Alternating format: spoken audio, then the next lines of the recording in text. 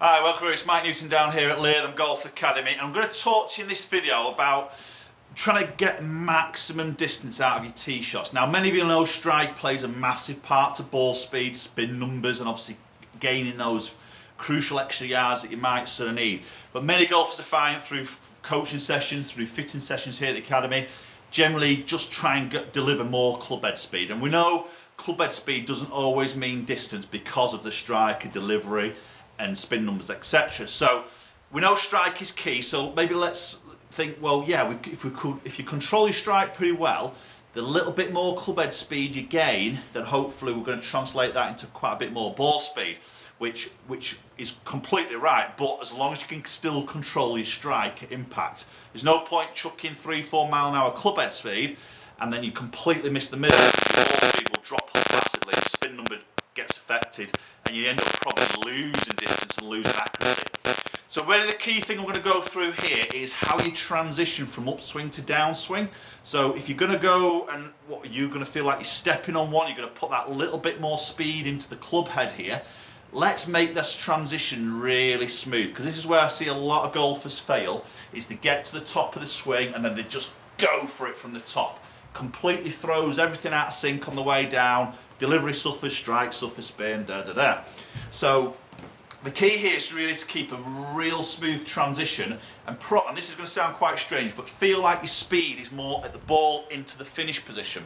So in reality, you're going to turn on the speed more at the bottom of the swing, which is where we want it. We don't want the speed all here. We want the speed more at the bottom of the swing into that follow through to try and maximise that ball speed.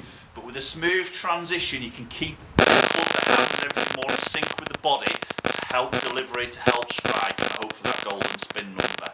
So I'm going to hit a couple here, and I'm just going to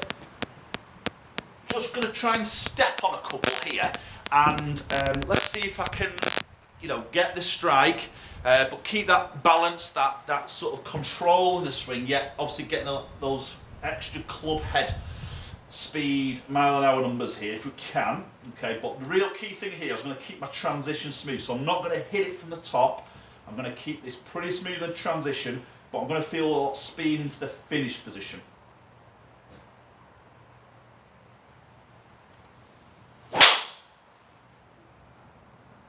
Wow, that's a great flight. I struck that really well.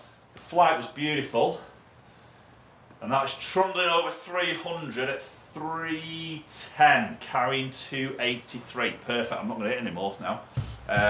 So that felt fast into my follow through, but wasn't fast at the top. So the transition felt really smooth here. Really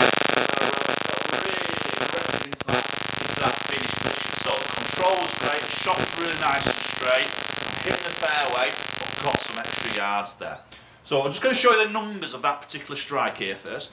Right, okay, so look at the numbers here. So you see club head speed at 112, ball speed 162, launching at 11, hardly any side spin at all, very slight little touch of draw. Spin at 2198, so good spin number for me. I generally struggle with my spin numbers, man. You may know if you watch a lot of my videos. If I can get it under that 2000, I'm definitely squeezing another good 5 to 10 yards out of these distances basically. But that 282, 310, more than healthy, absolutely. If I could hit that every single time, I'd be absolutely made up. So there's my strike there, and this is again, strike makes a big point or a big impact to this ball, spin, speed. So that slight high toe of centre strike is ideal because that helps to pull a little bit of spin off. The toe of the club is travelling a touch quicker than the heel, so you'll start to squeeze a little bit of ball speed out of there than you probably would do, say if that was on this side of that centre square. So delivery number 1 from inside, slightly on the up, nearly 1 degree on the upswing there. Club face just slightly open, and just had that little touch of draw and a decent sort of smash at 145. Right, so you can see from there some really, really good sort of numbers there. They're my sort of optimum numbers. I could probably tweak a little bit there, but literally a little bit of fine tuning. So you can see, 310 is a very, very healthy number there. But I felt really controlled with that swing. It wasn't like I had to absolutely kill it to get to that number, because I know if I move that strike pan, which was slightly high toe, if that was slightly low, You know, that spin number will have been up to 2.6, probably 2.8 thousand spin. My ball speed will have dropped off, and I bet my distance number would have been probably low 290, so probably a good 20 yards difference there, and maybe not even as straight, you know. So that definitely felt smooth at the top, speed into that follow through, and that's maybe something I want you guys to sort of hit. And I always sort of say try and stay within yourself a little bit here, but at the same time I always like golfers to try and hit it pretty hard in a way to, you know, fully commit to the golf shot. But it's where do you turn that speed on in that golf swing? That is the key here. You know, keep that transition quick, sorry, not quick, keep that transition smooth. Keep that transition smooth, and then feel that speed into that follow through. You know, keep your tempo, keep your balance, control strike, and you'll gain that little bit more club head speed. And if you control strike, boom, there's your extra yards.